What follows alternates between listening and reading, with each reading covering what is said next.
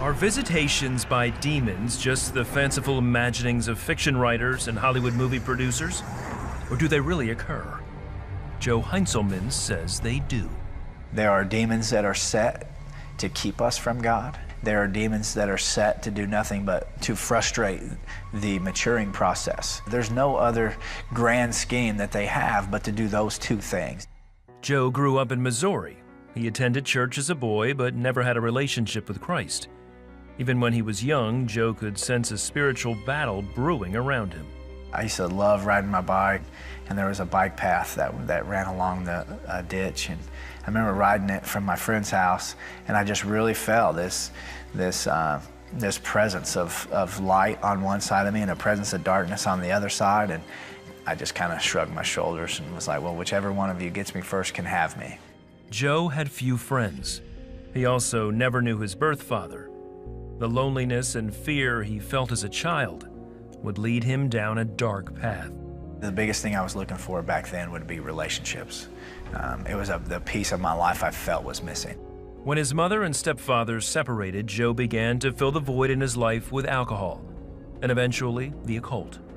He started experimenting with a Ouija board, which opened doors that would not be easily closed. We had some very powerful experiences then, and I just felt this something extra in me, and I knew that something was different. And I remember walking down the street that night, and the cats were in the yard, and they would just start hissing. And later, as an adult, Joe met 3 demons. The demons had really started making themselves very known to me at that time.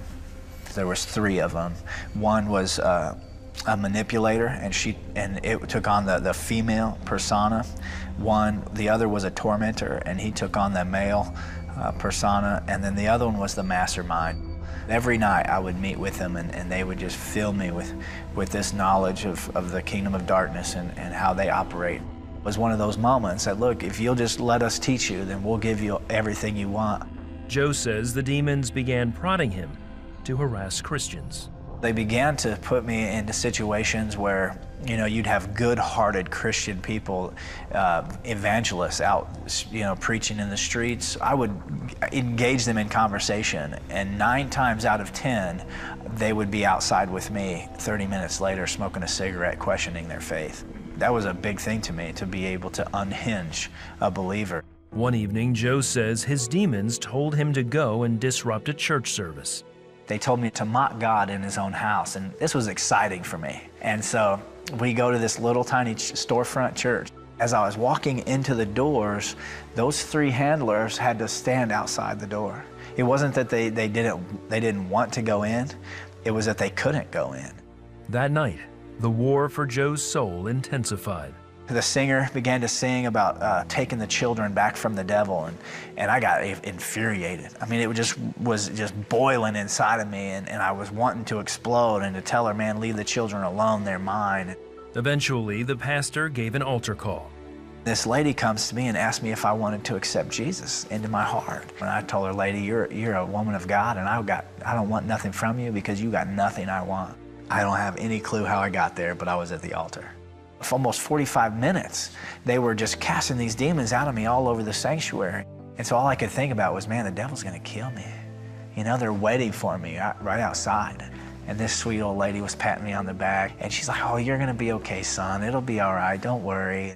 Joe says although he accepted Christ that night, he didn't surrender his heart. He broke those strongholds off of me, but there was still that broken heart that he wanted to heal. I remember looking back as I was getting into the car at those 3 handlers and just the hate that they were filled with, and the darkness and it was all just directed to me, and I knew that it was on, I knew that they were coming for me. Over the next 9 months, he went on a drug and alcohol binge, trying to run away from God. I was so willing to run back into the darkness of trying to get high enough and trying to get drunk enough and trying to do enough crazy things to get this influence of light away from me. He was arrested for robbing convenience stores and sent to jail. He became involved in a prison gang and was even planning to kill a man to prove himself. But then, November 16th of 2002, I sat on a park bench overlooking the prison yard. Another gentleman that I had been in several violent altercations with had come, and he just asked me some questions. At that point, Joe was faced with the many bad choices he had made in life. God used him to speak his truth in my heart, to tell me that, man, I have a better path for you. And I decided, you know what?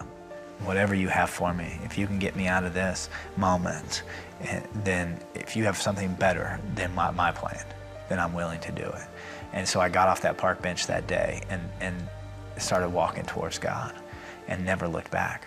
Joe says he now realizes how God used his time in jail to speak to him. That I had to be in prison because I had to be in a place where I could not escape and I could not control.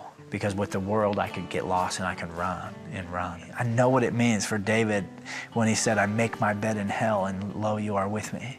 You know, because when I ran back out into the world, he was still there and he was still wanting to love me. Before he was released, Joe entered a 12-step program and with God's help was freed from substance abuse and the demons that tormented him for so many years. God was constantly showing me that he is so much more powerful than any of these things, and that Jesus came to set us free from those things, that those things do not have to have the reign in our lives that we give it. Upon his release, Joe got a job working with troubled youth at a ranch in Arkansas.